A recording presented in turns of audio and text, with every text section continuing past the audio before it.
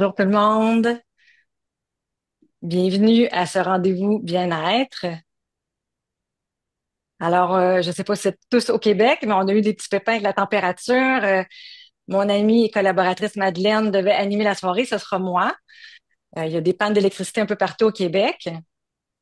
Alors, on va y aller avec le flow aujourd'hui de ce qui est et dans l'acceptation et la joie d'être ensemble pour cette belle présentation avec Manon. Manon Charlebois, gynécologue et aussi formation en acupuncture. Et la belle Vanessa Daigle, qui est nutritionniste et qui sont ici pour s'entretenir avec nous sur les hormones, euh, comme un atelier dans le fond pour nous guider comment mieux passer à travers cette transition hormonale, que ce soit en périménopause, en ménopause ou pas. Hein? C'est tout bon ce qu'on va entendre ce soir avec elle. Donc, avec bienveillance et compassion, nous, on avait envie de, Madeleine et moi, de vous offrir ce rendez-vous avec nos amis Manon et Vanessa pour vous outiller, puis vous donner des outils pour être bien et avoir des leviers puissants pour agir sur la régulation de votre système endocrinien. Et on est très heureuse de vous avoir parmi nous. On était plus de 900 inscrits ce soir et les gens vont pouvoir l'écouter en rediffusion. Alors, ce soir, attendez-vous à avoir des nouveautés sur comment justement alimenter vos hormones. Et je commencerai par la première question avec mes invités. Qu'est-ce que la périménopause, mesdames? Comment expliqueriez-vous cela? Manon, je vais te laisser, je pense, y aller. C'est peut-être plus ton expertise Ah, que la c'est moi mienne. qui brise la glace ce Brise soir. la glace, Alors, ma chère. oui, bonjour tout le monde. Je suis vraiment contente d'être ici. La périménopause, en fait, on sait mêlant ces termes-là, ménopause, périménopause, postménopause, on est un petit peu toutes mêlées, mais c'est important de les différencier. Donc, la périménopause, ça réfère vraiment aux années hein, qui sont avant la ménopause. Parce que la ménopause, dans le fond, c'est juste une journée dans notre vie. C'est la journée que ça fait 12 mois qu'on n'a pas eu de menstruation consécutive. Donc, les années qui précèdent ça, on les appelle la périménopause. Donc, l'âge de la ménopause au Canada, c'est à peu près 51 ans. Hein. L'âge normal, on peut entrer en ménopause en 5 et 55 ans. Donc, si on pense que la périménopause, ça peut commencer 4 à 7 ans, des fois même 10 ans avant, ça veut dire qu'il y a des gens parmi nous qui sont fin trentaine, mi-trentaine, qui peuvent déjà être dans la période de transition de la périménopause. Moi, je trouve que la bonne définition de la périménopause, c'est comme tu as le genre les deux pieds dedans, puis tu le sais pas. C'est un peu ça là, qui est en train de se passer. Mais ce qui est intéressant de cette période-là, c'est de comprendre que la majorité des symptômes là, qu'on entend de la ménopause, on les expérimente dans cette période-là où on est en période de transition. Euh, c'est très important pour nous, tu sais, quand vous allez voir votre médecin, mais quand on jase aussi, de distinguer ces périodes-là l'une de l'autre parce elles sont associées à des fluctuations hormonales qui sont différentes d'une période à l'autre. Si je reprends un peu pour la périménopause, on aime ça dans les études, hein, ils veulent vraiment faire ça super bien, fait que la divise en 10 sections, c'est un peu too much, là. On peut la diviser en deux principales phases, la phase plus précoce et la phase tardive. Puis, principalement, qu'est-ce qui va arriver? C'est qu'il va y avoir un changement dans les menstruations. C'est le premier signe qui va arriver. Et plus on va progresser dans ce continuum-là, plus les fluctuations hormonales peuvent s'accentuer. Et plus les symptômes aussi vont être différents, dépendamment de la période où on est. Donc, quand on commence notre périnopause, quelquefois, on n'a pas tant de signaux qui viennent de notre cycle menstruel. Des fois, c'est seulement avoir un petit peu plus de douleur aux menstruations, d'avoir les menstruations un petit peu plus abondantes. Puis tranquillement, on va commencer à être menstrué plus souvent dans le mois. On va avoir des menstruations aux 2 à 3 semaines. tranquillement, quand on va avancer dans cette période-là, on va avoir des menstruations qui vont s'allonger. C'est-à-dire que je vais avoir des menstruations peut-être à chaque 1 mois et demi, à chaque 2 mois, jusqu'à temps que, éventuellement, je suis en attente dans ma salle d'attente pendant 1 an de ma phase pour entrer en ménopause. Je sais pas, Vanessa, est-ce que ça t'inspire? Ben, ça fait beaucoup de sens tout ça. Puis, tu sais, effectivement, je pense que ce qu'il faut retenir, c'est que c'est vraiment une phase de fluctuation hormonale. Alors que justement, la ménopause, on est plus dans le déclin des hormones. Fait que des fois, on a des symptômes justement qui peuvent être un peu irréguliers, qu'on a de la difficulté à comprendre. Puis, je me permets d'ailleurs une anecdote, Manon. En fin de semaine, j'étais à l'Expo Manger Santé. Je donnais une conférence sur le sujet. Conférence à laquelle tu étais supposée être avec moi, mais la vie aura fait autrement. Et le monsieur qui s'occupait de l'aspect technique, il m'a dit, mais c'est que tu es un peu jeune, toi, pour parler de la périménopause. Fait que je pense que le visage, en fait, de la périménopause, ben, je ne pense pas que je suis encore en périménopause, effectivement, là, mais tu sais, je pense que le visage de la périménopause peut changer. Là. C'est probablement, effectivement, beaucoup plus jeune qu'on le pense qu'on peut commencer à avoir des symptômes par rapport à ça. En fait, ce qu'il faut vraiment se dissocier, c'est qu'on a cette image de la ménopause comme étant une femme peut-être plus âgée, vieillissante. Et ça, c'est vraiment une construction sociale, vraiment. Donc, la ménopause, ça n'a pas tant rien à voir avec... Oui, en fait, ça n'a pas vraiment rapport avec l'âge. Il n'y a pas vraiment de corrélation avec l'âge. C'est-à-dire qu'il y a des gens aussi qui vont entrer en ménopause très tôt parce qu'ils ont des conditions génétiques particulières, comme on appelle le premature ovarian failure, par exemple, peuvent être en ménopause à l'âge de 22 ans. Donc, cette espèce de mentalité-là que la ménopause, ça nous arrive juste à un âge vieillissant, il faut vraiment faire la distinction parce que ça peut toucher toutes les tranches d'âge finalement. Oui, comme je l'ai dit au début, la ménopause naturelle, c'est entre 45 et 55 ans. Il y a des gens qui vont être ménopausés plus tard que ça, puis il y a des gens qui vont être ménopausés plus tôt. Si vous avez, par exemple, développé un cancer du sein ou avoir une problématique, puis vous devez faire retirer les ovaires, vous allez être techniquement en ménopause, une ménopause chirurgicale. Donc, je pense que c'est important quand on donne de l'éducation, puis on parle de la ménopause, d'inclure tout le monde dans cette discussion-là et pas seulement une tranche d'âge particulière pour tenir compte des réalités là, de tout le monde. Mais oui, C'est, effectivement, cette ouais. espèce de visage-là de c'est quoi la ménopause, c'est vraiment, on en Ben, entend c'est souvent parler. vrai, parce que si je peux faire du pouce là-dessus, moi, personnellement, bon, j'approche la cinquantaine, c'est pas pour tout de suite, mais ça fait une dizaine d'années que j'en entends beaucoup parler. Bon, j'en jase avec mes amis, qu'on est tous en processus, mais à chaque fois, je leur dis, ah non, moi, je suis pas rendue là. Moi, je suis régulière, comme si, c'est ça, il y a un peu de déni sociétal par rapport à ça, puis ben, personnel également. Donc, c'est vraiment une nécessité de mieux, c'est ça, d'avoir le dialogue ensemble par rapport à ça, de démystifier, en fait. De démystifier, parce que dans le fond, la ménopause, si on regarde, si on laisse de côté tous les tabous de la société vraiment qui a été utilisé des fois au niveau de la médecine pour médicaliser, pour instrumenter la santé de la femme, mais la ménopause, finalement, c'est juste l'arrêt de notre cycle de reproduction. Mhm. Puis si on regarde au niveau des théories évolutives, parce qu'il y en a qui se posent cette question-là, tu sais, pourquoi on a la ménopause? À quoi ça sert la ménopause? Il y a vraiment plein de théories qui sont intéressantes, qui viendraient répondre peut-être à cette question-là, parce que si on se compare, par exemple, aux animaux, la plupart des animaux vont conserver leur capacité reproductrice là, qu'à la fin.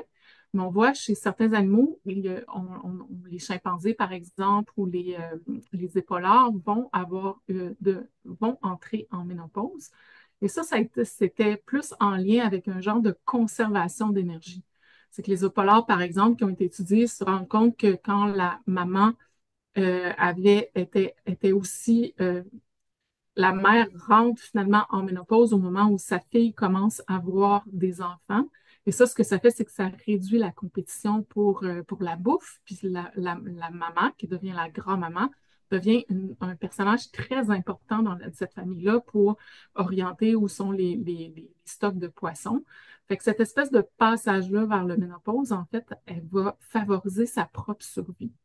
Donc, tu sais, parce que je trouve que quand on parle de la ménopause, des fois, c'est très lourd parce qu'on est là, on va dire, oui, ça augmente les risques cardiovasculaires, ça augmente les ci, ça augmente les ça. Donc, on ne parle pas non plus des beaux côtés qui peuvent arriver avec la ménopause, qui est pour moi un changement qui n'est pas juste biologique, mais qui est psychologique, puis qui est social aussi. Ça vient définir, on va avoir un nouveau rôle à jouer dans la société. Puis je pense que c'est important quand on parle au grand public de jaser de tout ça aussi. Mais je pense que ça fait peur aussi parce que ça vient avec une certaine incertitude, tu sais, parce qu'on sait qu'il y a des gens qui vont avoir des très belles ménopauses, puis d'autres qui sont peut-être plus accentués par des symptômes. Fait que je pense qu'effectivement, là, il y a cette peur-là, cette incertitude, ce manque d'éducation aussi par rapport à la ménopause, là, qui amène une certaine, ouais, je pense que c'est ça, une certaine peur, puis peut-être une petite anxiété par rapport à ce qui va se passer pour les années à venir. Ouais, c'est peut-être, c'est ça, c'est relié aussi à un deuil, le deuil de la jeunesse un peu. C'est vrai. Euh, ouais. Mm. C'est intéressant qu'est-ce que tu dis, Vanessa, aussi, parce que c'est important de le rappeler, là, on ne va pas tous expérimenter les mêmes symptômes. Donc, cette période de transition-là, elle est unique à chacun. C'est sûr que si on rentre dans cette période de transition-là avec les fluctuations hormonales, on avait déjà une problématique en lien avec de la résistance à l'insuline, un diabète, au moment où, par exemple, on a fait une grossesse, où nos hormones étaient très, très, très élevées. Des fois, c'est là qu'on voit des maladies apparaître. Ben, c'est sûr que ces gens-là, quand ils rentrent en préménopause, périménopause, ils ont vraiment c'est comme si ces symptômes-là, finalement, étaient remis sur le dessus de la pile, puis on les voyait apparaître de nouveau. Mais c'est important de dire, parce que moi, j'ai vu en consultation des gens qui prenaient un rendez-vous en me disant, je ne sais pas qu'est-ce qui est problématique avec moi. J'ai 52 ans, j'ai pas de symptômes, tout va bien, mais je viens quand même demander de l'hormonothérapie. Fait que, tu sais, de rassurer les gens, tu sais, si vous n'en avez pas de symptômes, là, c'est normal aussi. Tu sais, la plupart des symptômes qu'on voit en Amérique du Nord, qu'est-ce qui était vraiment la signature, là, je vous dirais, au niveau de la ménopause, c'est qu'on parle des symptômes vasomoteurs. Fait que c'est les bouffées de chaleur durant le jour, mais aussi les sueurs nocturnes qu'on peut avoir la nuit. Souvent, les gens, ils vont se réveiller en frisson, ils vont avoir froid, des fois, être obligés de se lever pour se changer. Ça fait partie des symptômes vasomoteurs. Mais je veux juste rappeler que au Japon, le signe de la ménopause, c'est les douleurs articulaires. C'est pas les douleurs, c'est pas les signes, c'est pas les symptômes vasomoteurs. Puis dans d'autres pays, comme en Inde, par exemple, ben, c'est d'avoir la bouche sèche. Donc, tu sais, il y a vraiment quelque chose aussi de très culturel dans ces symptômes-là, fait qu'il faut les recadrer. Mais c'est vrai que durant la période de transition vers la ménopause, on a les gens, il y a à peu près 80% des gens qui vont développer des symptômes, mais seulement 20% qui vont avoir des symptômes vasomoteurs qui sont sévères. Et ça, c'est important d'aller consulter quand on a des symptômes sévères. Pourquoi? Parce que de plus en plus, on voit que ces symptômes-là sont en lien avec ça pourrait être un indicateur, un marqueur de maladie cardiovasculaire. Donc, donc c'est intéressant quand on regarde tout ça, qu'on dit, mais tu sais, au Japon, ils ont d'autres symptômes. Parce que présentement, je pense ce qui se passe sur le net, c'est qu'on voit, je me semble qu'à tous les jours que j'ouvre les réseaux sociaux, j'ai l'impression qu'il y a un nouveau symptôme de ménopause. Ça, c'est ton algorithme, Manon. C'est mon algorithme. Mais je trouve que ça fait très bien le parallèle avec les habitudes de vie, dans le fond, parce que ce qui démarque le fait, ce qui fait en sorte que justement, tu sais, les symptômes sont différents d'une population à l'autre, dépendamment où on se trouve dans le monde. En fait, c'est probablement les variantes dans les habitudes de vie, j'imagine. Je sais pas. Je sais pas, mais je pense que, bon, est-ce que c'est parce qu'on les a pas documentés? Ce qui est très intéressant, c'est qu'on a très peu de questionnaires standardisés. On en a, là, des questionnaires standardisés au niveau de la ménopause. Euh, mais c'est comme si on n'avait pas vraiment, si je regarde, mettons, au niveau des guidelines américains aux États-Unis, je regarde tout ce qui se fait, mais je m'en vais sur chaque société de ménopause, ils n'ont même pas écrit le même nombre de symptômes sur leur site Internet. Fait que, tu sais, des fois, ça m'interroge.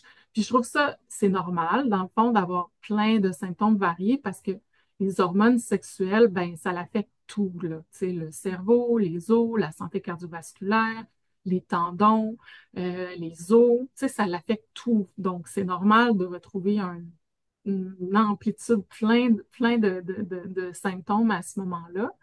Mais c'est quand même intéressant de comparer d'un pays à l'autre. On n'a pas tout à fait les mêmes critères. Mais, tu sais, je vous dirais, ici, on parle plutôt on reconnaît les troubles cognitifs. Donc, tu sais, des fois, l'espèce de brain fog là, les problèmes de concentration, les problèmes de mémoire qu'on va remarquer. Ensuite, comme je l'ai dit, les bouffées de chaleur, les symptômes vasomoteurs, ça, c'en est un qui est très important. Les douleurs musculaires aussi, c'est un symptôme qui revient souvent. Puis il est à noter aussi on voit plus de troubles de l'humeur en périménopause. Pour ce qui est de la dépression et tout ça, on se rend compte que finalement, les gens qui font de la dépression durant la périménopause, c'est plus en lien avec des récurrences. Que c'est des gens qui ont déjà fait des dépressions dans le passé. Et là, parce qu'ils sont soumis à des fluctuations hormonales, ben, ils voient finalement ils sont en récidive, ils font une récidive au niveau de la dépression. Euh, dans les autres symptômes, aide-moi, Vanessa. Donc, Euh, les symptômes Ben, cognitifs. les douleurs à la poitrine, sécheresse vaginale, les douleurs aux relations sexuelles. Ça peut être aussi juste des SPM qui sont plus violents, tu sais, comme, mettons, pendant des années, on peut avoir eu un cycle qui est relativement doux, on a plus ou moins de symptômes, puis là, tout d'un coup, whoop, on a beaucoup plus de fatigue en SPM. On peut avoir ce qu'on appelle le heavy flow, là, donc des pertes sanguines qui sont plus importantes.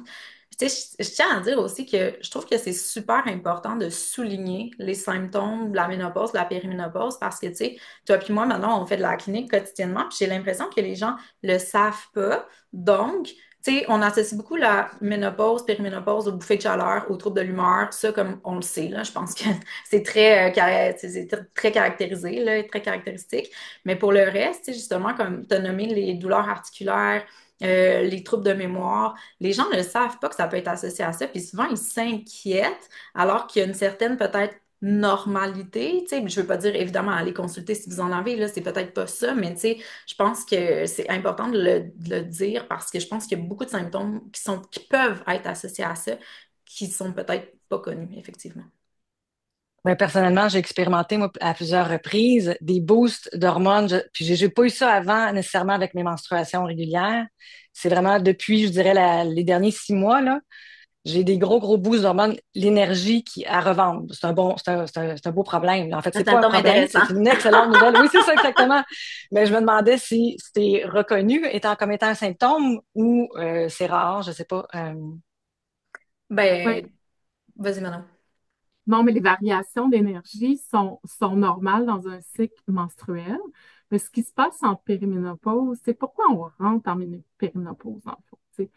Fait qu'on est né dans nos ovaires avec un stock prédéterminé de follicules. Dans chaque follicule, on a un petit œuf, un potentiel de devenir un œuf.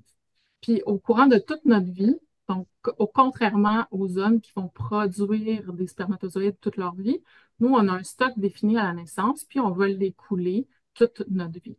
Quand on arrive en période de transition périménopausique, nos deux petits gardiens, nos deux petites hormones gardiennes qui gardent ce stock-là pour empêcher qu'il s'épuise trop rapidement, c'est comme s'ils s'en allaient en vacances.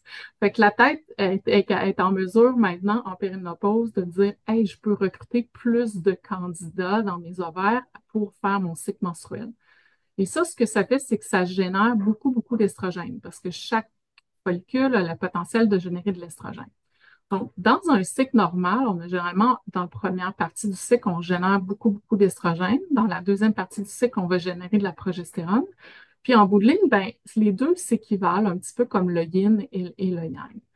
Mais quand on rentre vraiment en périménopause, on a souvent des espèces de pics d'estrogène qu'on dit qui sont pas bien appuyés par la progestérone, parce que la progestérone est en lien avec l'ovulation, puis des fois, on ovule de moins en moins la périménopause.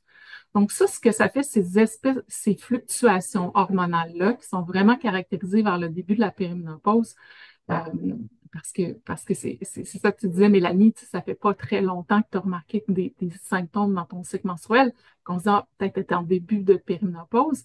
C'est que ces fluctuations-là, des fois, peuvent vraiment venir jouer au niveau de l'énergie, au niveau de l'appétit, peuvent engendrer des troubles de sommeil. On voit aussi des fois une diminution de la résistance au stress. Donc, on sent tout le temps comme juste un petit peu plus stressé que d'habitude, mais sans vraiment qu'il y ait de raison. On peut sursauter quand on entend des bruits, on a l'impression d'avoir un sommeil un peu plus léger.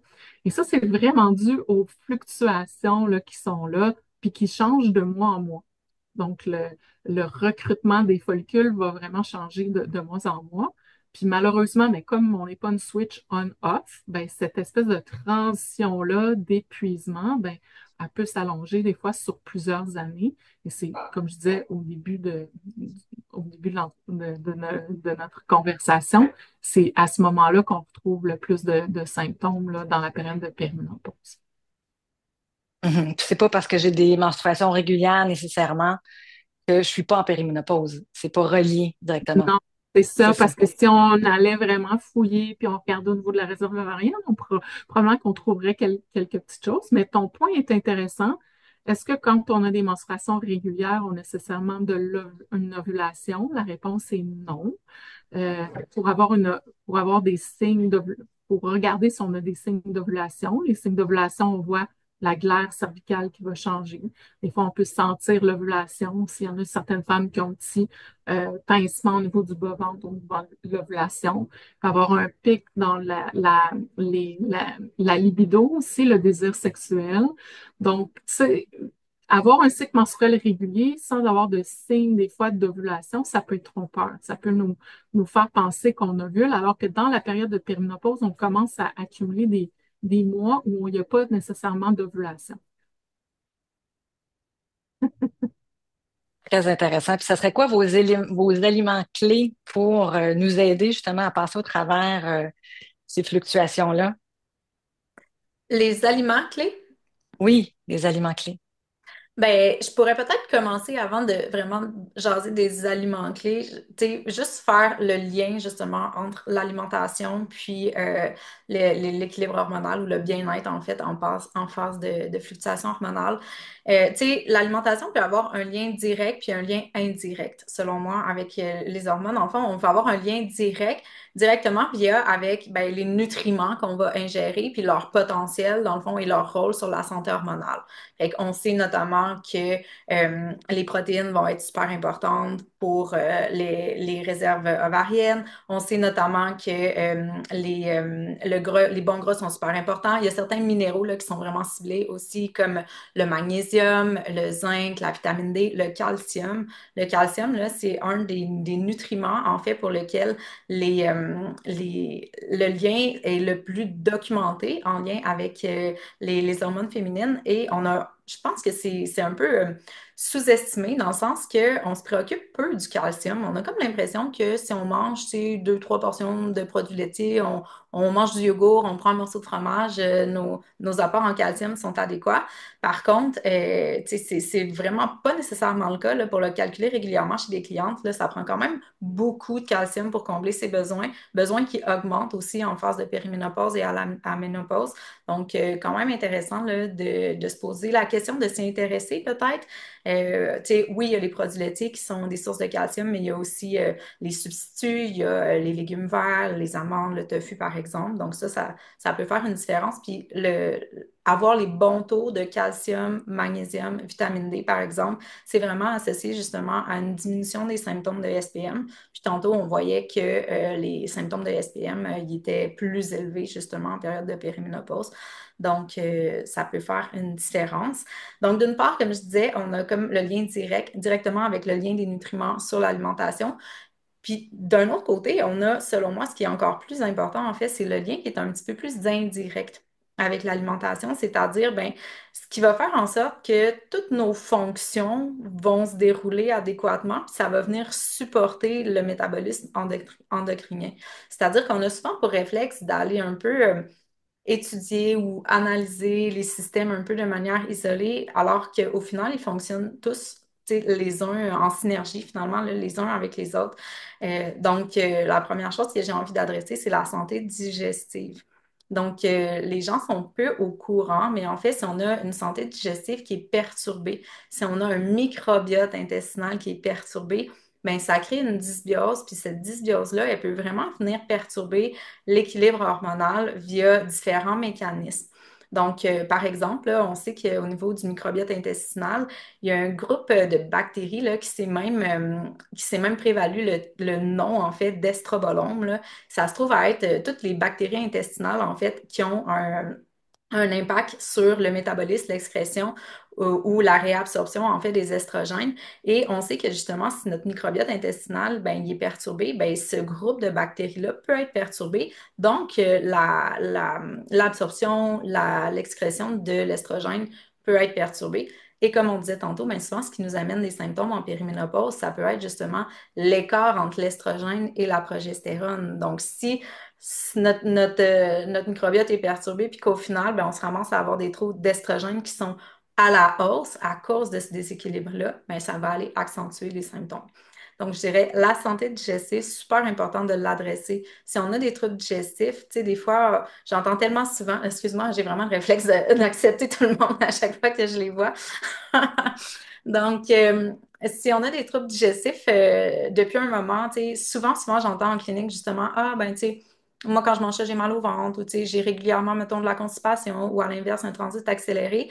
Puis, tu sais, j'ai appris à vivre avec, ou comme, tu sais, je le sais. Fait que les gens, un peu, vont juste vivre avec, alors que pourtant, tu sais, ça, au fil du temps, ça finit par générer une certaine inflammation, puis un déséquilibre au niveau digestif. Fait que c'est quand même super important d'essayer de le prendre en charge, puis d'essayer de trouver les causes nos inconforts digestifs pour adresser la situation, puis trouver des situations.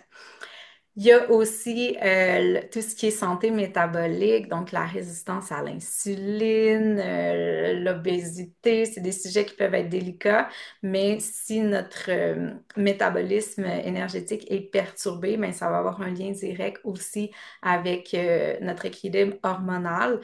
On sait notamment là, que dans un cas de syndrome métabolique, ben, on peut avoir une affectation au niveau des mitochondries. Les mitochondries, c'est comme les petits fourneaux là, de nos cellules, donc elles sont super importantes pour tout simplement le bon fonctionnement de notre corps. Et si ça, c'est perturbé, ben, ça va générer de l'inflammation, puis ça va affecter nos hormones. Fait qu'en fait, tu sais, c'est vraiment de revenir en arrière et d'essayer d'avoir comme une bonne santé globale pour affecter finalement dans le bon sens tout ça. Donc, si je pouvais, mettons, vous donner des conseils là, un petit peu plus pratico-pratiques sur qu'est-ce qu'on peut mettre en place dès maintenant, en fait, pour améliorer notre équilibre hormonal. Donc, je vous dirais, d'une part, tu sais, tantôt, je parlais des vitamines, des minéraux, puis tout, puis ben, en fait, c'est d'essayer le autant que possible d'avoir une alimentation qui soit suffisamment équilibrée pour nous permettre de combler nos besoins nutritionnels via l'alimentation, ou si c'est pas le cas, d'aller complémenter avec les nutriments nécessaires. Une alimentation, en fait, ce qu'il faut savoir aussi, puis je sais que dans les questions, on avait entre autres les principales erreurs que les femmes peuvent faire, là, donc je devance un petit peu, mais tu sais, je sais que à la ménopause, puis on n'a pas parlé tantôt maintenant, mais un des symptômes qui fait peur, c'est le gain de poids, surtout le gain de poids abdominal, en fait. Donc, souvent, le réflexe des femmes, ça peut être justement de aller diminuer les apports énergétiques, de diminuer la quantité de l'alimentation. Il faut être prudent par rapport à ça. Tu sais, je vous dirais que c'est correct, en fait, si on avait l'habitude de peut-être surconsommer, c'est correct de réguler, mais tu sais, il faut vraiment faire attention de ne pas tomber dans la diète restrictive non plus ou de tomber dans des apports énergétiques qui sont trop bas. Parce qu'une alimentation qui est trop peu énergétique, en fait, nous permettra pas de combler nos besoins nutritionnels de base. Moi, je dis souvent, puis c'est drôle parce qu'hier, j'ai rencontré une femme qui était un peu l'exception de ça, là, mais je dis souvent que si on a une alimentation à 1500 calories, c'est pratiquement impossible de combler nos besoins nutritionnels parce qu'on n'a pas assez d'opportunités de combler nos besoins nutritionnels. On n'a pas assez d'aliments, en fait. Puis hier, justement, j'avais une femme, j'ai fait un rapport pour une femme qui mangeait vraiment super bien, à environ 1500 calories, puis elle comblait presque la totalité de ses besoins nutritionnels, mais elle mangeait là, vraiment, tu sais, on dit rarement parfait, mais c'était vraiment comme des grosses salades pour déjeuner, 3 portions de poisson par semaine, tu sais, tout était vraiment présent. Donc, tu sais, puis si vous savez que vous ne mangez pas beaucoup, ben redoublez d'efforts pour la qualité nutritionnelle. Donc, la densité énergétique, ça passe par beaucoup les végétaux, hein, les fruits, les légumes, les noix, les graines, les poissons, etc. Donc voilà, donc manger suffisamment puis s'assurer que la densité énergétique est là. Si vous vous dites, ben justement, est-ce que je dois surveiller certains nutriments? C'est sûr que ça dépend des symptômes, mais grosso modo, là, je vous dirais que le magnésium, la vitamine D, le calcium, c'est les principaux à surveiller. Peut-être le zinc si vous êtes végétarien, mais si vous mangez de la viande, normalement, c'est suffisant. Je vous dirais que c'est les principaux qui vont faire une différence. Ensuite, la protéine, l'importance de la protéine. Manon, tu veux-tu parler un peu? Tu en as quand même des connaissances aussi. J'ai l'impression que ça fait longtemps que je Ah, parle. Veux-tu nous non, parler des c'est protéines, Manon? que je parle des protéines. Veux-tu parler des protéines? Non, ben, Non? OK. Ne jamais parce que sous-estimer le pouvoir des protéines. avoir des protéines, Vanessa, dis-nous ça. OK. Ben, les protéines, en fait, sont super importantes pour plusieurs raisons, là. Tu sais, des protéines, on les illustre souvent comme un collier de perles, en fait. Fait qu'une protéine, c'est une chaîne d'acides aminés. Puis il y a certaines acides aminés qui sont quand même ciblés pour leur pouvoir intéressant directement au niveau des hormones. Tout ça pour dire que souvent, en fait, puis c'est principalement féminin, là, il y a des femmes qui soit ne mangent pas suffisamment de protéines ou soit les répartissent mal dans la journée. Donc, le double apport de la protéine, c'est d'une part, justement, l'apport direct par les différents acides aminés qu'elles nous permettent d'obtenir et leur impact finalement là, sur les hormones, et d'autre part sur la régulation de l'énergie et des glycémies et de la satiété aussi.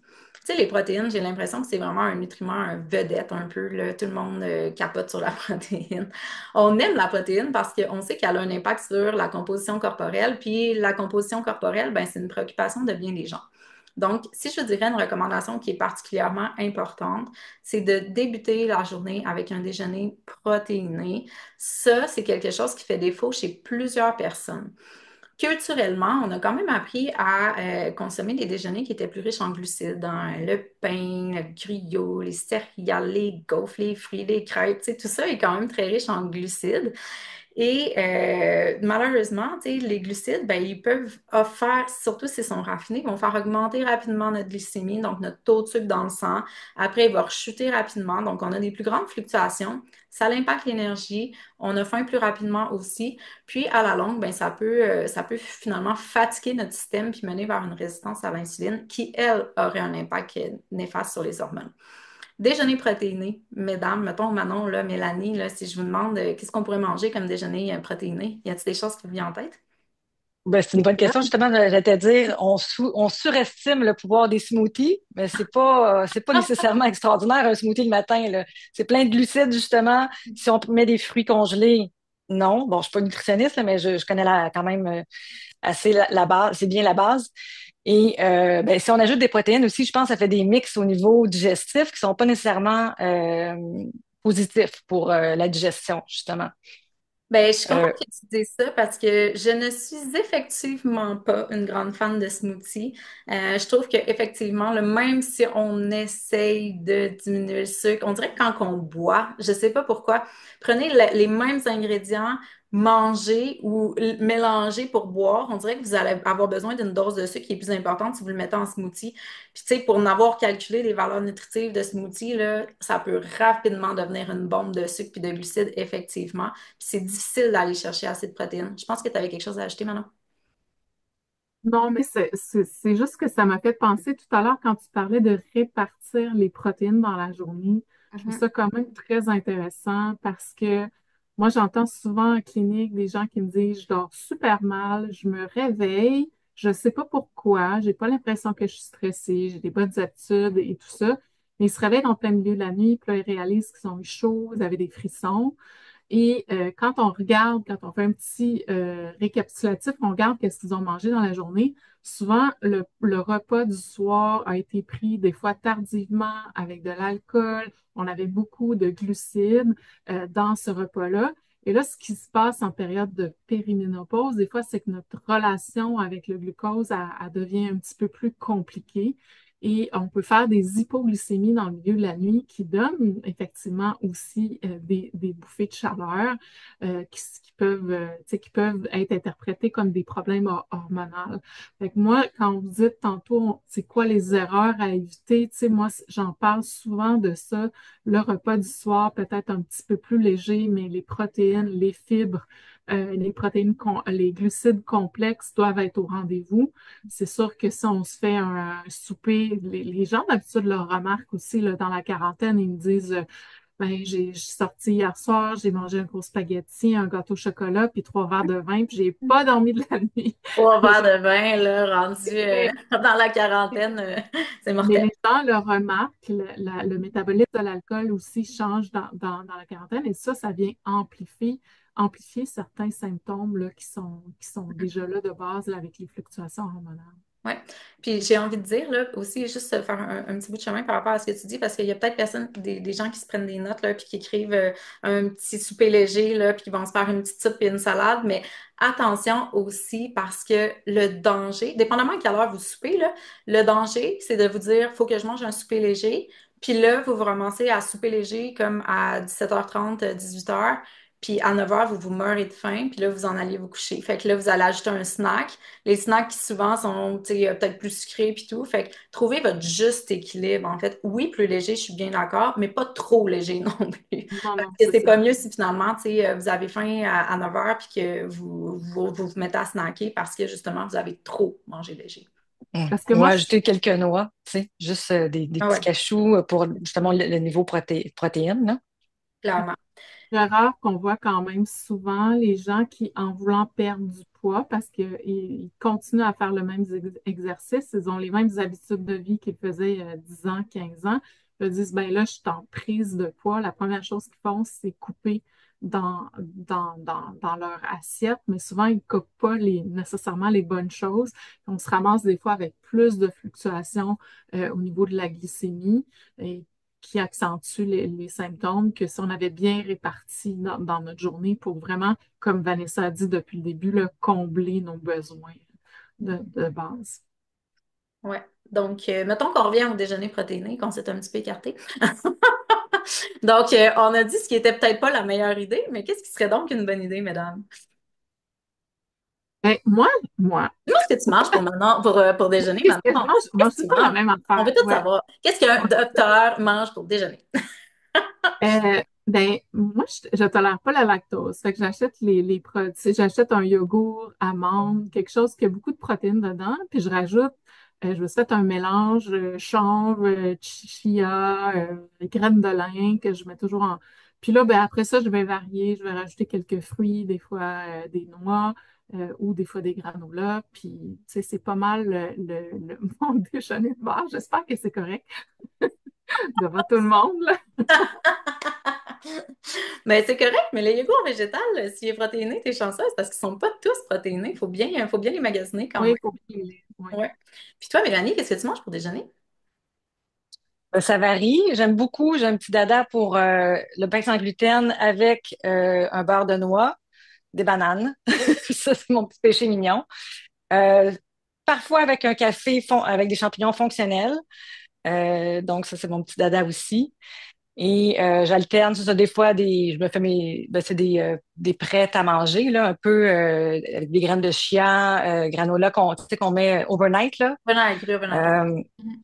OK. donc, c'est ça de temps en temps. Puis des fois, des smoothies, mais j'ajoute des protéines puis plein de bonnes poudres. Ben, c'est ça. M- C'est quand même important Maca, justement, pour travailler au niveau hormonal, là. quand même important de préciser que les smoothies sont pas à mettre aux poubelles non plus, là. Tu sais, Non, non, non, non. ils peuvent quand même bien dépanner aussi. Moi, j'aime bien les suggérer comme collation autour des entraînements, par exemple, vu qu'il y a un petit peu plus de glucides. Donc, effectivement, tu sais, quand on parle de protéines au déjeuner, là, je vous dirais, dans le fond, tu sais, dans l'alimentation, là, il y a deux grandes catégories d'aliments qui contiennent des protéines. C'est viande et substituts, puis produits laitiers et substituts. Viande et substituts, là, je sais qu'il y en a des coachs qui disent de manger de la viande pour déjeuner, mais pour moi, c'est pas possible. Je suis pas végétarienne dans la vie, mais tu sais, s'il y a une recommandation pour laquelle il y a une foule d'experts qui s'entendent, c'est on aurait avantage à végétaliser notre alimentation. Donc, je pense qu'au déjeuner, c'est vraiment facile de s'en passer. Donc, même bacon, croton, là, moi, jamais je recommande ça. Mais il y a quand même de la protéine, mais c'est plus transformé. Donc, pour moi, c'est pas top. Donc, on a, tu sais, les œufs dans cette catégorie-là. Il y en a aussi qui vont faire des genres de tofu brouillé, donc ça pourrait être ça. Puis dans la catégorie produits laitiers et substituts, ben on a effectivement, tu sais, le yogourt grec, on a le fromage cottage qui est quand même intéressant. Donc, ça nous permet d'aller chercher une variété. Donc, si on mixe tout ça, en fait, on peut justement avoir des crues overnight. On peut avoir un peu comme Manon fait, tu sais, petits fruits, yogourt grec, granola. On peut avoir des puddings de chia. On peut avoir des tartines avocat œuf avec de la roquette ou des jeunes pousses. Les jeunes pousses, d'ailleurs, là, tu sais, tantôt, je parlais de combler ses besoins nutritionnels. Les jeunes pousses sont extrêmement denses en nutriments. Fait que moi, toujours, là, j'ai toujours des jeunes pousses à la maison. Il y a certaines études qui ont démontré que certains types de jeunes pousses, en fait, étaient jusqu'à 69 fois plus denses en nutriments que leur homologue mature. C'est-à-dire que, mettons, une jeune pousse de kale pourrait être jusqu'à 69 fois plus nutritive que le kale en soi, par exemple. Donc, c'est vraiment une belle manière d'aller booster naturellement son alimentation en nutriments. Donc, voilà, le déjeuner protéiné, quand même, super important. Après ça, pour les repas, justement, c'est de s'assurer qu'il y ait assez de protéines. Assez de protéines, là, souvent, c'est très vague, tu sais, puis des fois, les gens sont comme, ah, est-ce que je mange assez de protéines? Tu sais, il faudrait que je calcule mes besoins. Tu sais, en toute transparence, moi, je le fais des fois pour des clients parce que ça les rassure, mais je n'ai jamais moi-même calculé mes besoins en protéines dans la mesure où, si on s'assure qu'on a une bonne part de protéines au déjeuner avec des aliments qui sont comme des vedettes un peu des protéines que je viens de vous présenter, qu'on a au dîner puis au souper au moins le quart de notre assiette qui est une protéine, là. Fait que soit viande, poisson, protéines végétales. Souvent, les protéines végétales, ça va en prendre un petit peu plus parce qu'ils sont moins denses en protéines, contiennent des fibres par contre, mais une teneur moins élevée en protéines. Donc, si on s'assure, si on est conscient à chaque fois qu'on construit notre assiette, que ça prend des protéines, qu'il faut qu'il y en ait suffisamment, plutôt que justement juste se faire une petite salade sans trop se poser de questions. Euh, En théorie, là, on comble assez bien nos besoins, mais c'est surtout au déjeuner, je vous dirais qu'il faut observer un petit peu plus. Il y a Marie, dans le chat, qui pose une question super intéressante, qui se demande qu'est-ce que tu penses des films pour venir ralentir les pics de glycémie, surtout au déjeuner? Ouais.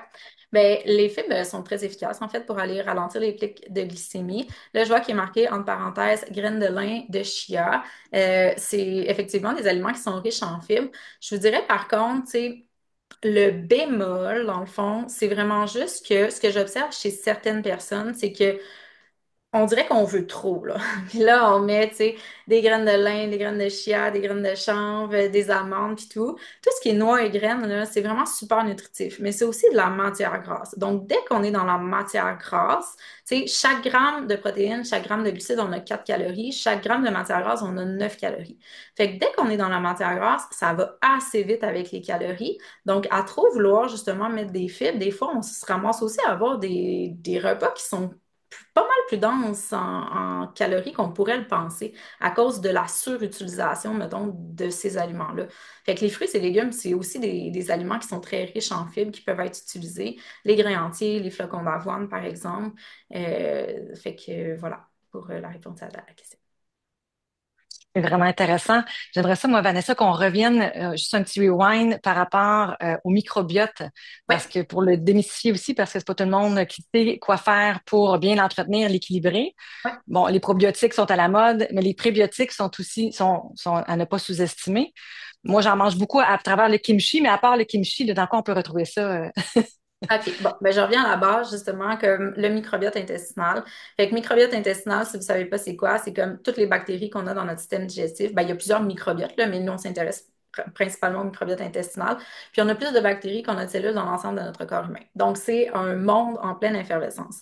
Dans le fond, la toute première chose, je vais juste revenir sur le fait que la toute première chose, avant d'aller essayer de comme optimiser son microbiote, c'est vraiment d'adresser les symptômes digestifs. Sinon, on va avoir vraiment de la difficulté, il va y avoir un clash parce que ce qui permet d'optimiser le microbiote peut augmenter les symptômes. Fait qu'il faut vraiment faire attention.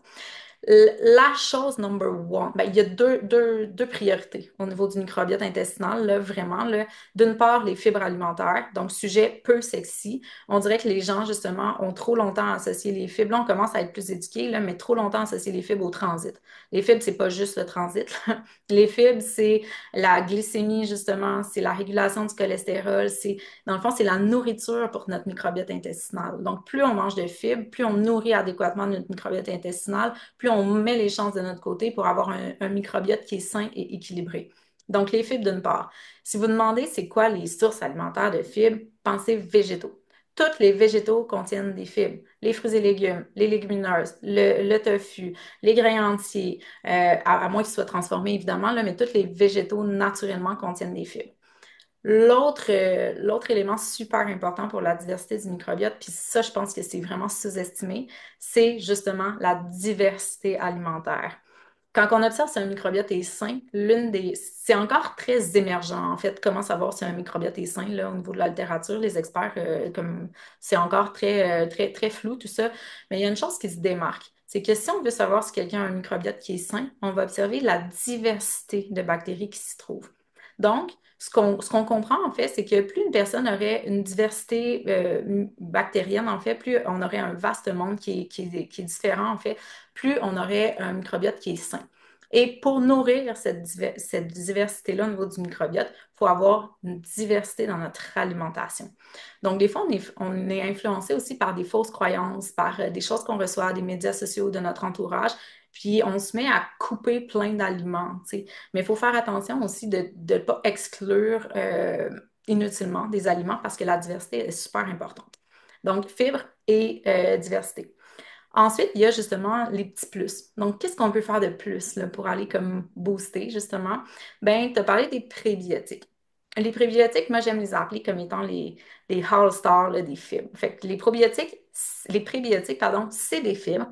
C'est vraiment des fibres, mais qui ont comme été étudiées pour avoir comme un pouvoir là, un petit peu plus up que les autres là, au niveau du microbiote intestinal. Donc, ils vont aller vraiment nourrir nos bactéries intestinales. Puis ça se retrouve encore une fois dans les végétaux, comme c'est des fibres. C'est certains aliments qui sont ciblés comme étant prébiotiques. Puis des prébiotiques, dans le fond, ce que c'est vraiment comme des molécules qui vont aller nourrir nos bactéries. Fait que, on les retrouve notamment dans les betteraves, dans les poireaux, dans l'ail, dans l'oignon, dans le topinambour, dans les bananes moins mûres. Tu sais. Vous pouvez aller demander à ChatGPT là, une liste d'aliments prébiotiques, puis vous allez l'avoir. Donc ça, c'est intéressant d'en acheter à l'alimentation. Puis d'un autre côté, comme tu l'as nommé, on a les probiotiques. Fait que les probiotiques, en fait, là, ça se divise en deux catégories. Les suppléments probiotiques, puis les aliments fermentés. Les suppléments, ben, tu sais, faut faire attention avec ça, là, parce que les suppléments, dans le fond, il y a différentes variétés qui peuvent convenir ou non à certaines personnes. Tu sais. Fait qu'il y a certaines personnes qui vont avoir des bienfaits, certaines personnes moins. Très individuel aussi comme réponse.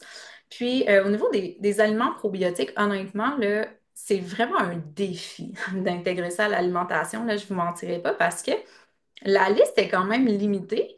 Puis à travers cette liste d'aliments limités-là, ben, l'autre chose qu'il faut faire attention, c'est que si les bactéries sont chauffées, donc s'ils sont soumis à une température ou s'ils sont cuits, ben, ils sont inactivés, puis on n'aura pas l'effet recherché. Fait que, tu sais, je me posais la question justement par rapport à une collègue, par rapport au kéfir, puis on a essayé de rejoindre des entreprises, en fait, québécoises, là, qui mettent du kéfir sur le marché. Puis on n'a jamais eu de réponse, mais c'est qu'en théorie, au Canada, les produits laitiers sont obligatoirement pasteurisés. Qui dit pasteurisé dit soumis à une très haute température et donc inactivation des bactéries qui s'y trouvent. Donc, on n'est même pas certain si les yogourts qu'on mange et le kéfir qu'on mange ont réellement des bactéries qui sont actives. Si on pense par exemple au tempeh, c'est fermenté, mais les bactéries sont inactivées par la chaleur. Donc, il ne reste pas grand-chose. Tu as nommé le kimchi. Kimchi, c'est délicieux. Mais encore là, tu sais, il faut comme en mettre là, souvent. Puis c'est quand même dispendieux aussi à l'épicerie là, d'acheter du kimchi. Pour ceux qui ne le savent pas, dans le fond, le kimchi, c'est comme le cousin coréen là, de la choucroute, en fait. Là, c'est vraiment comme la choucroute est faite exclusivement avec du chou. Le kimchi est fait avec un mélange de légumes. C'est souvent aussi avec une petite touche ben, coréenne, justement, là, donc pimentée avec des saveurs de gingembre. Vraiment super bon, mais on met pas ça partout, là. C'est bon dans les bols, c'est bon dans les sandwichs, dans les burgers, mais peut-être pas à tous les repas. Euh, fait que moi, ce que je trouve, qui peut être intéressant à explorer, puis ça dépend vraiment notre temps disponible, notre niveau d'aisance en cuisine, mais c'est de faire maison des yogourts ou de faire maison des kéfirs, justement. Donc, on peut justement se procurer des kits, là, des bactéries, puis le faire à la maison, en fait, puis c'est quand même relativement simple. Fait qu'à ce moment-là, justement, comme il n'y a pas la pasteurisation, ben on garde les bactéries actives. Mais tu sais, c'est vraiment un défi, en fait, là, d'acheter des probiotiques via l'alimentation. Il y a aussi le kombucha. Kombucha, quand même populaire. Je me permets quand même de faire un petit bout de chemin par rapport à ça parce que moi, ce que je dis souvent, c'est comme si tu remplaces ta bière par un kombucha, c'est une bonne idée.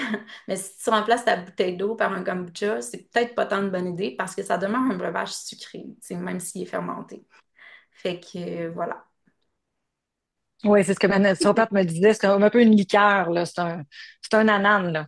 Mais Ah, c'est, oui, il y a des bienfaits, mais pas, tu sais, méfait il y a bien aussi, fait, c'est ça, ouais. exactement.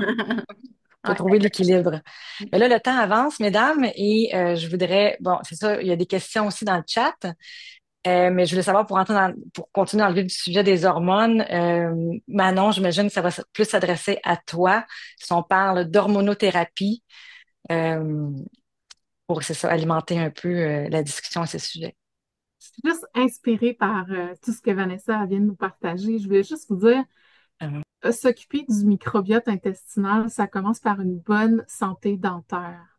S'il faut vraiment, là, parce que des fois, il y a des sources d'infection dans nos dents qui vont vraiment continuer à envoyer des bactéries au niveau intestinal. Puis des fois, il y a des gens qui s'en sortent pas avec leurs problèmes digestifs parce qu'ils ont une mauvaise hygiène dentaire. Fait que je fais juste le dire parce qu'on le voit.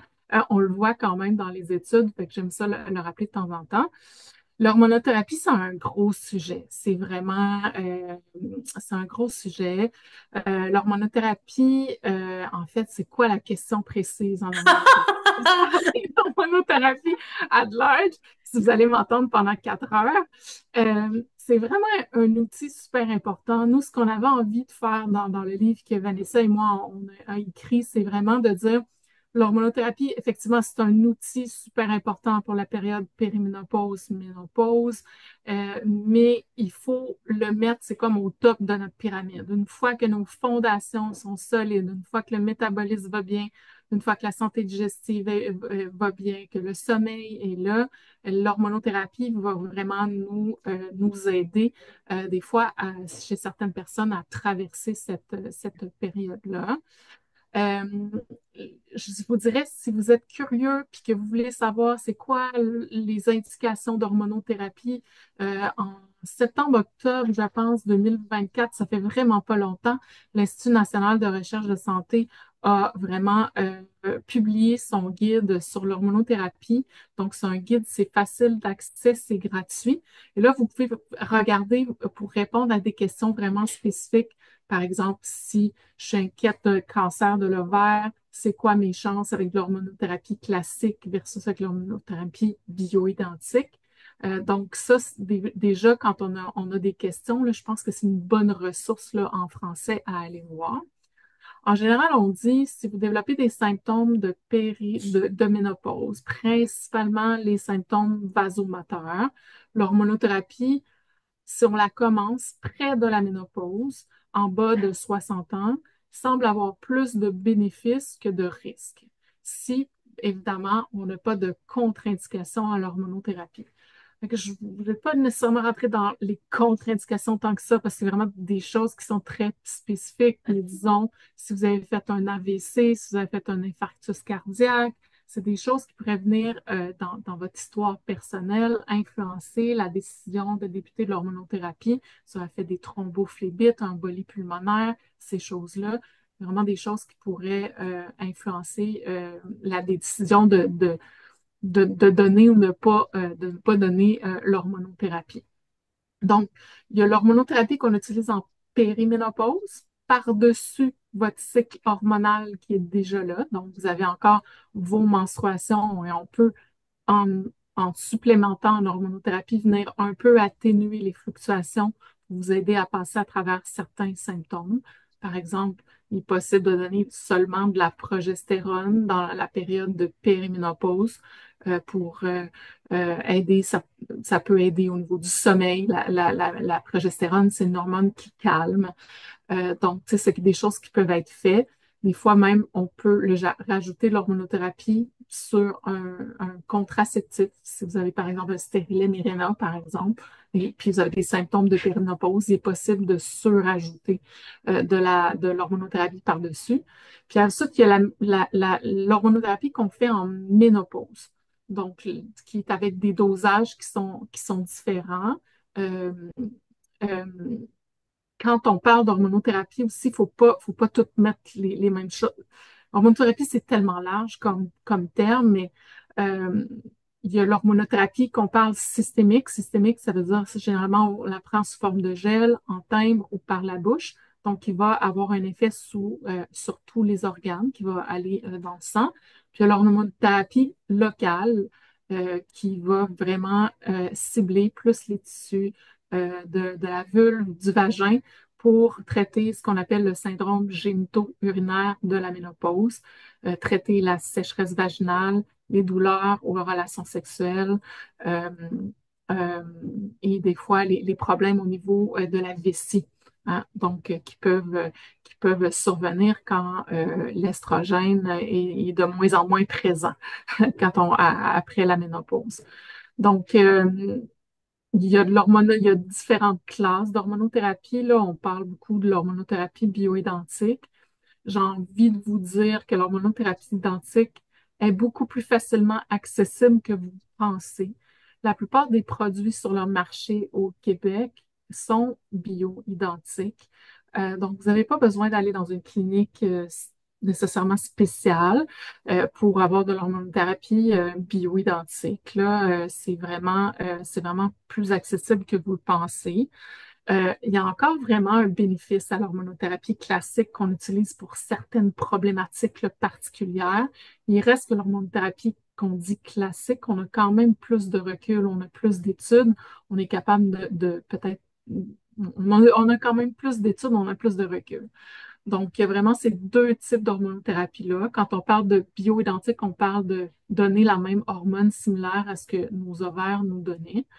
Euh, donc, ben, mon Dieu, j'essaie de tout résumer ce que je sais. Ben, je pense que Non, mais c'est très c'est intéressant. En fait, c'était ouais. ça. C'est parce qu'il y a une mode, il y a vraiment une mode au niveau de l'hormonothérapie bioidentique. Puis je voulais juste, comme peut-être un peu le démystifier, là, puis, mais oui, on ne fera pas un exposé de 3 heures là-dessus, j'en conviens. C'est Mais beaucoup trop vaste. il y a Christine qui dit, est-ce que c'est nécessaire pour toutes les femmes? Puis je pense que cette question-là est tellement importante. En fait, si on regarde les guidelines présentement, ils nous disent que l'hormonothérapie est indiquée chez les femmes en bas de 60 ans la plupart du temps, qui n'ont pas de contre-indication et qui ont des symptômes de ménopause. Donc, on va beaucoup l'utiliser pour traiter les symptômes généralement vasomoteurs de la ménopause, mais aussi pour faire de la prévention osseuse dans certains pays. Pour ce qui est de commencer de l'hormonothérapie, pour prévenir l'Alzheimer, pour diminuer les effets du vieillissement, pour toutes les autres raisons qu'on trouve sur les réseaux sociaux. Mais là, on n'a pas encore des études qui nous disent nécessairement de faire ça. Et ça, je trouve que quand on présente cet angle-là, on met beaucoup de pression chez les femmes à aller obtenir absolument de l'hormonothérapie. Alors que, comme on parle depuis le début, il y a des femmes qui n'auront pas de symptômes, qui ne verront pas la nécessité de prendre de l'hormonothérapie. Puis c'est une option qui est valide aussi, qui est valable. Donc, c'est vraiment un choix, l'hormonothérapie. Puis je vous dis, c'est difficile de donner des conseils généraux comme ça parce que quand on fait de l'hormonothérapie, tu sais, moi, je passe des fois 45 minutes avec les patients, on regarde toute leur histoire, du début des menstruations, tout ce qui s'est passé avec leurs hormones, toute leur vie, les maladies, ce qui s'est passé dans leur famille, pour pouvoir bien conseiller est-ce qu'on en a besoin, est-ce qu'on va avoir plus de bénéfices versus des désavantages.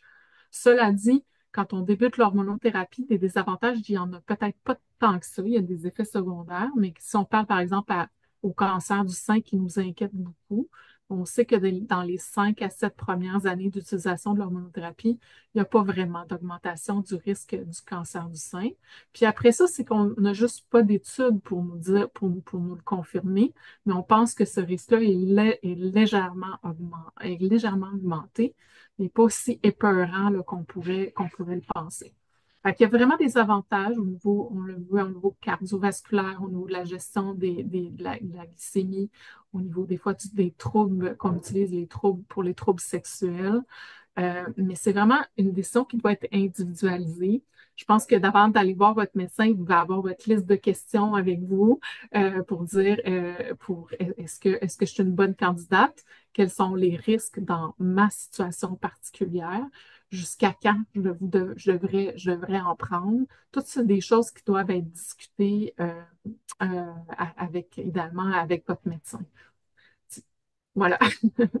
C'est ça. Mais moi, je comprends dans tout ça, c'est que la base, dans le fond, c'est d'avoir une bonne alimentation, de s'observer aussi, de se connaître. Mais ce qui est super important, puis que c'est pour ça on met l'emphase pour dire oui, on peut attendre la ménopause avant de parler de la ménopause, mais c'est bien plus intéressant de parler de la périménopause. Pourquoi? Parce que c'est d'attraper les gens dans cette période-là où ils sont en transformation. Pour leur dire, attention, là, c'est le moment où le risque cardiovasculaire, la densité osseuse, la perte de la masse musculaire, bon, toutes ces affaires-là vont arriver. Avant qu'on arrive avec ça, comment on potentialise tes habitudes de vie qui vont t'aider à vieillir de façon plus optimale, à garder aussi cette joie, cette capacité à bouger dans notre corps, puis pour donc, tu sais, pour moi, c'est une fenêtre super importante, la périménopause, pour débuter pour faire de la prévention, pour rappeler l'effet préventif, puis pour des fois recorriger un peu les trajectoires qui s'en vont un petit peu. Tu sais, des fois, je vois des gens, tu sais, aujourd'hui, j'ai vu une patiente, elle me dit, ben, je fais des ovaires, j'ai des ovaires polykystiques depuis ma vingtaine, j'ai eu des traitements de fertilité parce que je voulais pas. Ensuite, j'ai eu un enfant, j'ai fait un diabète avec de l'insuline. Ben, la trajectoire de cette patiente-là dans la quarantaine, c'est nécessairement, nécessairement, pas nécessairement, mais ces risques de développer un diabète, ils sont vraiment, vraiment présents.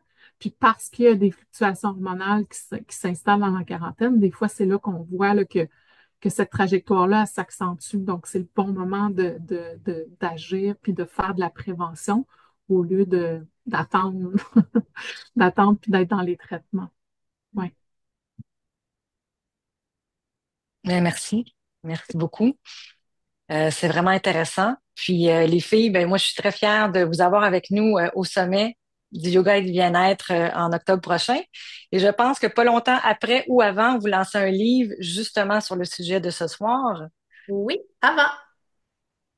juste avant le sommet. Oui, je pense que oui, avant. Oui, oui. Il va être tout chaud. Et pouvez-vous nous nommer le titre de ce livre? Ah, vas-y donc, maintenant.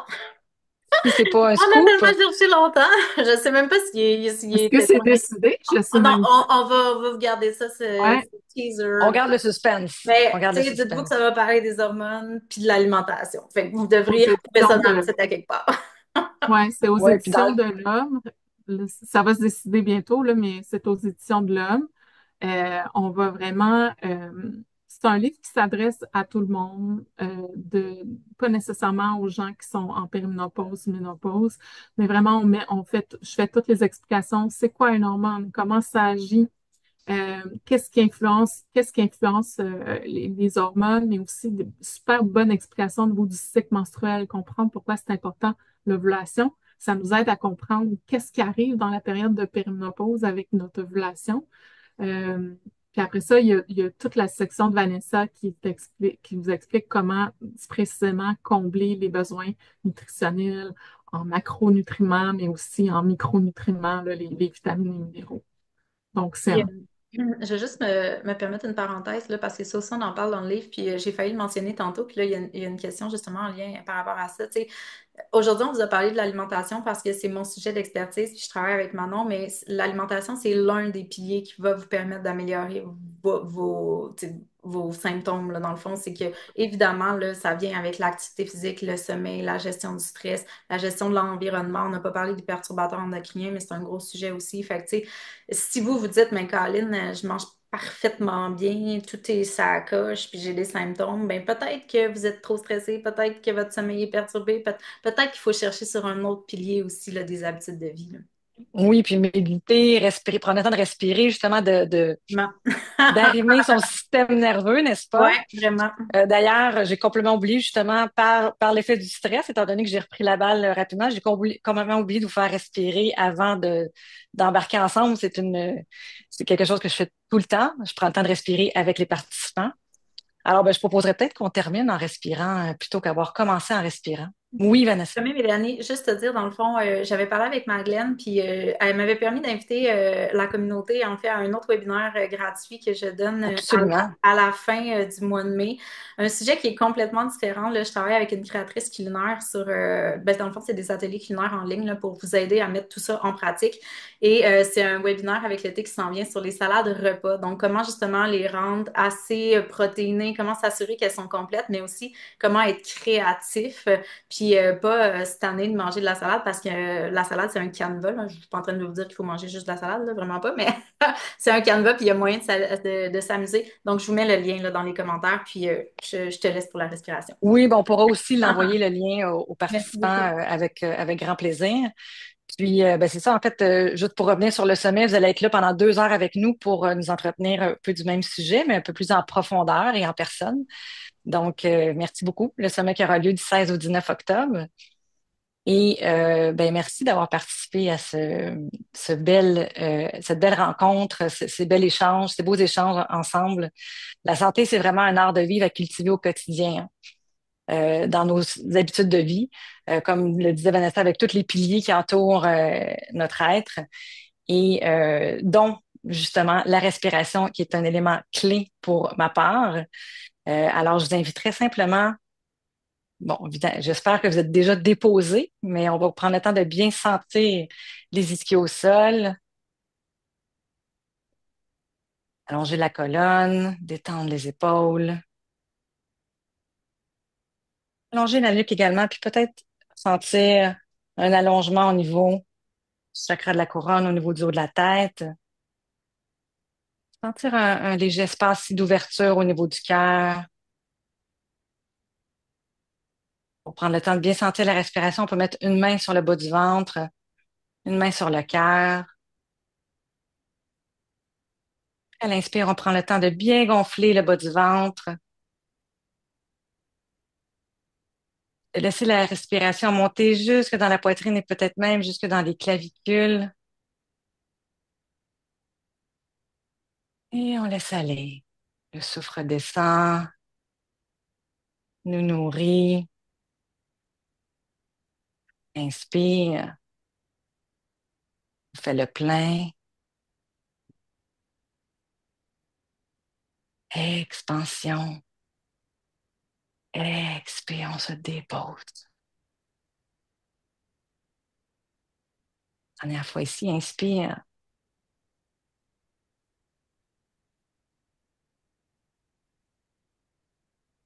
Expire.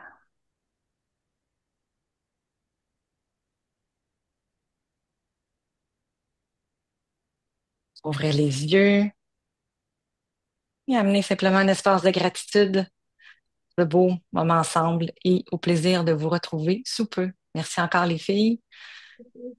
Namasté Merci, tout le monde. merci pour l'invitation. Merci à tout le monde d'avoir passé la soirée avec nous. C'était Oui, vraiment bonne fête soirée tout le agréable. monde. Bye bye. Merci.